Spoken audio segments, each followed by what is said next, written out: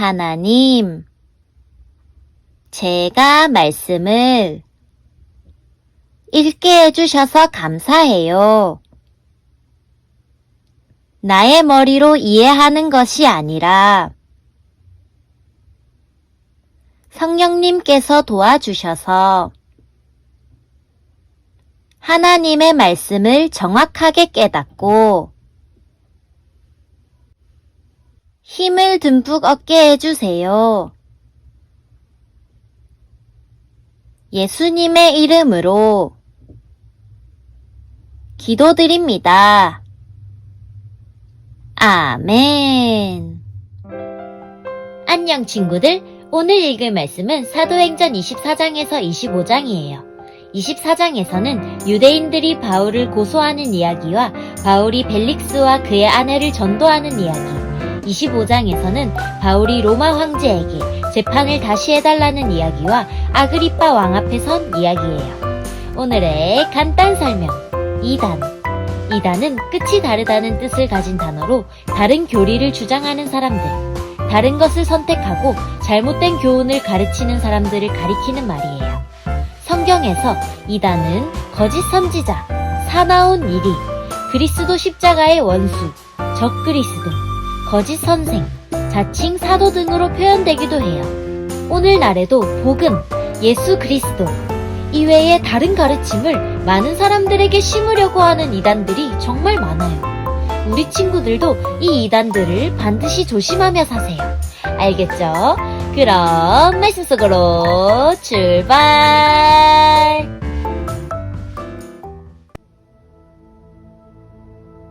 5일 뒤에 대제사장 아나니아가 장로 몇 사람과 더들로라고 하는 법률가를 데리고 가이사랴에 왔습니다.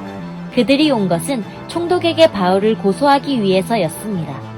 바울이 안으로 불려 들어가자 더들로가 고소하기 시작했습니다. 벨릭스 각하, 우리는 각하 덕분에 오랫동안 평화를 누려왔으며 각하의 지혜로운 일처리로 우리나라의 잘못된 일들이 많이 고쳐졌습니다. 우리는 언제 어디서나 이 모든 일이 각하의 공로 때문인 것을 인정하며 각하께 감사하고 있습니다.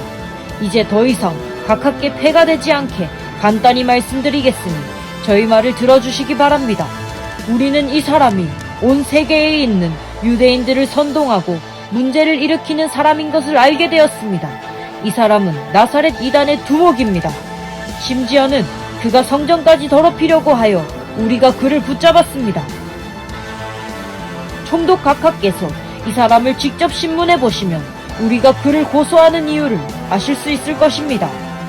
다른 유대인들도 가세하면서 그의 말이 모두 사실이라고 주장했습니다. 총독이 바울에게 말하라고 몸짓하자 바울이 대답했습니다. 각하께서 수년 동안 이 민족의 재판장이 되신 것을 제가 알고 있습니다. 그래서 저와 관련된 일을 각하께 변명하게 된 것을 기쁘게 생각합니다. 제가 예루살렘에 예배드리러 올라간 것은 12일밖에 되지 않습니다. 이것은 각하께서 조사해 보시면 금방 아실 수 있을 것입니다. 그리고 저를 고소하는 사람들은 제가 성전뜰에서 누구와 논쟁한 것이나 회당에서나 도시 안에서나 사람들을 선동한 것을 본 적이 없습니다. 그리고 이들이 지금 저를 고소하고 있지만 총독 각하께 그 내용에 대한 증거는 제시하지 못하고 있습니다. 그러나 저는 각하께 이 사실을 고백합니다. 저는 유대인들이 소위 이단이라고 말하는 예수의 도를 따르는 사람으로서 우리 조상의 하나님을 섬기며 모세의 율법과 예언자들의 책에 적힌 것도 다 믿는다는 사실입니다. 저는 이 사람들이 간직하고 있는 것과 똑같이 하나님께 대한 소망을 가지고 있습니다. 그것은 의로운 사람이든 불의한 사람이든 모든 사람이 다시 부활하리라는 소망입니다. 그래서 저는 언제나 하나님과 사람들 앞에서 저희 깨끗한 양심을 간직하려고 힘쓰고 있습니다. 저는 여러 해 동안 예루살렘을 떠나 있다가 저희 민족에게 구제금을 전하고 하나님께 예물을 바치려고 예루살렘에 다시 돌아왔습니다. 그들이 저를 본 것은 제가 성전뜰에서 정결 예식을 행하고 있을 때였습니다. 저는 소동을 일으키지도 않았고 제 주위에 군중들이 모여있지도 않았습니다. 그 자리에는 아시아에서 온 유대인들이 있었는데 저를 고소할 일이 있었다면 그들이 직접 각하 앞에 와서 저를 고소했을 것입니다. 그렇지 않으면 제가 예루살렘에서 유대인의 공의회 앞에 섰을 때에 이들이 제게서 무슨 잘못을 찾아냈는지 여기 서 있는 이 사람들에게 말해보라고 하십시오. 제가 그들 앞에 섰을 때 한 말은 오직 하나, 곧 오늘 제가 여러분 앞에서 재판받는 것은 죽은 사람의 부활에 관한 것 때문이다 라고 외친 것뿐입니다. 당시의 벨릭스는 이미 예수의 도에 관한 것을 자세히 알고 있었으므로 천부장 루시아가 오면 여러분들이 제기한 고소 문제를 처리하겠소 라고 말하고서 재판을 연기하였습니다. 벨릭스는 백부장에게 명령하여 바울을 잘 지키되 어느 정도 자유를 주고 친지들이 그를 돌보아 주는 것을 막지 말라고 말했습니다. 며칠 뒤에 벨릭스는 유대인인 자기 아내 드루실라와 함께 와서 바울을 불러내어 그리스도 예수를 믿는 것에 관한 가르침을 들었습니다. 그러나 바울이 정의와 절제하는 일과 장차 임할 심판에 대해 이야기하자 벨릭스는 두려워하며 지금은 그만하고 가시오. 시간이 나면 다시 그대를 부르겠소. 라고 말했습니다. 그러면서도 벨릭스는 바울에게서 돈을 받을 수 있지는 않을까 하는 기대감에 바울을 자주 불러내어 함께 이야기를 나누었습니다.